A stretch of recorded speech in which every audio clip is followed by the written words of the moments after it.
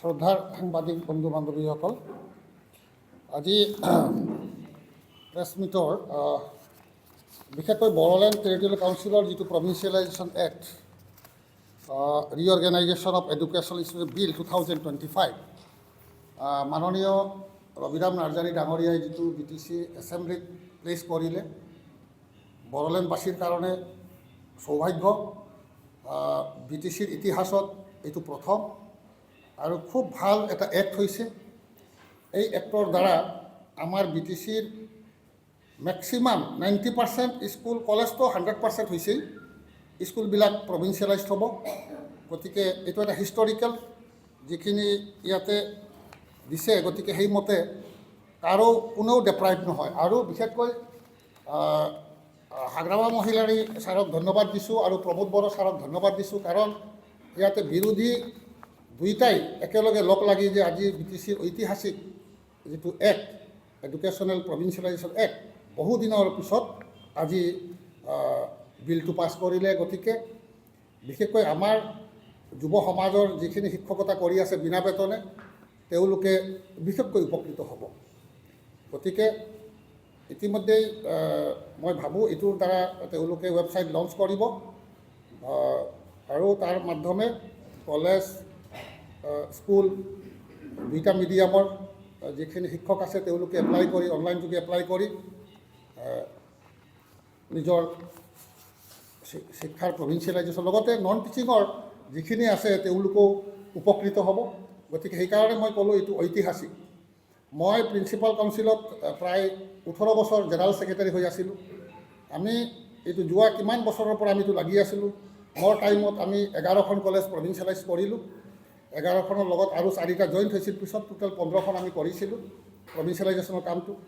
আজি যে এছেম্বলিত পাছ হ'ল, সেইটো কাৰণে মই বিশেষকৈ ধন্যবাদ জনাইছোঁ।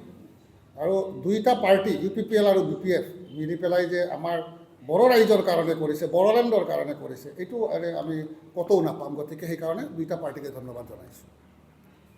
তো এই পৰিস্থিতিত আমি ভাবোঁ আমাৰ ইয়াত থাৰ্ড পাৰ্টি কোনোবাই যদি BTC অঞ্চলৰ উন্নতিৰ দেখা পায়, হিংসা কৰি যদি ক্ষতি কৰে, আমি BTCবাসী হিচাপে আমি কাকো ৰক্ষা নকৰোঁ। বিশেষকৈ আমাৰ বড়োলেণ্ডত, অসমত আমি যিবোৰ ট্ৰাইবেল আছোঁ, ডিমাচা, ৰাভা, বড়ো, কাৰ্বি, দেউৰী, নট হিন্দুজ, ট্ৰাইবেলবোৰ ভাৰতবৰ্ষৰ যিমান ট্ৰাইবেল আছে, অসম তথা বড়োলেণ্ডত যিমান ট্ৰাইবেল আছে, we are originally not Hindus. গতিকে আমি বাথৌইজম, খ্ৰীষ্টানিটি, তাৰপিছত এনচিষ্ট্ৰেল, সেইটোৱে আমাৰ মেইন। গতিকে আমাক লৈ যাতে কোনেও ৰাজনীতি কৰিব নোৱাৰে, আমি এইটো বিচাৰোঁ। আৰু কাৰণ আমি নিবিচাৰোঁ যে বড়োলেণ্ড অঞ্চলত হিন্দু মুছলিম কিবা চলিব লাগে। গতিকে আমি এইবিলাকৰ বিৰোধিতা কৰোঁ। গতিকে আমি যাতে কোনোবা থাৰ্ড পাৰ্টিয়ে যদি ইয়াতে অত্যাচাৰ কৰিব বিচাৰে, কোনোবাই যদি ইয়াতে কৰিব বিচাৰে, গণ্ডগোল কৰিব বিচাৰে, গতিকে আমি এক হৈ বাধা দিব লাগিব। গতিকে আৰু মুছলিম সম্প্ৰদায়ৰ লগত আমাৰ এটা সম্পৰ্ক আছিলে, ট্ৰাইবেল মানুহৰ বিজনেছৰ ক্ষেত্ৰত আমি তেওঁলোকৰ পৰা বহুত উপকৃত হৈছোঁ। গতিকে মই ভাবোঁ যিকোনো ৰাজনীতি দলক আমাৰ বড়োলেণ্ড অঞ্চলৰ পৰা বিৰত থাকিব লাগে, হিন্দু মুছলিম কৰাৰ। এইখিনি হৈছে আবেদন। আৰু যাতে ইয়াতে হিন্দু মুছলিম চলি আছে, কাৰণ আমি ট্ৰাইবেলবিলাক মুছলমানৰ লগত আমাৰ কোনো ধৰণৰ শংকা নাই। আমি তেওঁলোকক সন্মান কৰোঁ। BTC অঞ্চলত হিন্দুৰ সংখ্যা একচুৱেলি আমি যদি চাব যাওঁ, হিন্দুৰ সংখ্যা মাত্ৰ 1,57,000।